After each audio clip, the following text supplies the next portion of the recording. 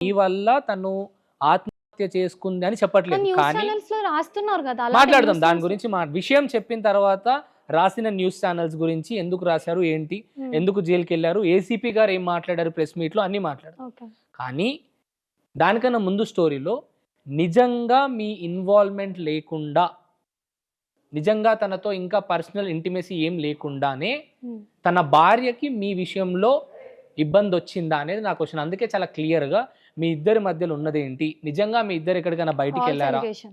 పక్కా పక్కా. ఆ అమ్మాయి తన మదర్తో చెప్పినట్టుగా, ఆ అమ్మాయి నీతో కూడా చెప్పినట్టుగా న్యూస్ వచ్చింది. ఫాల్స్ ఎలిగేషన్ అండి, కంప్లీట్ గా ఫాల్స్ ఎలిగేషన్. ఇది దీంట్లో ఏ మాత్రం ట్రూత్ లేదు. ఓకే, ఏంటి మరి రిలేషన్ ఏంటి మీ ఇద్దరి మధ్యలో? నిజంగా ప్రూఫ్ ఉంటే నేను ఈరోజు ఇక్కడ ఉండకపోయేదాన్ని, మీ ముందు ఇలా మాట్లాడకపోయేదాన్ని. నిజంగా నేను ఇలా చేసుంటే నేను ఇలా ధైర్యంగా ఇక్కడ వచ్చి ఇంటర్వ్యూ ఇవ్వకపోయేదాన్ని.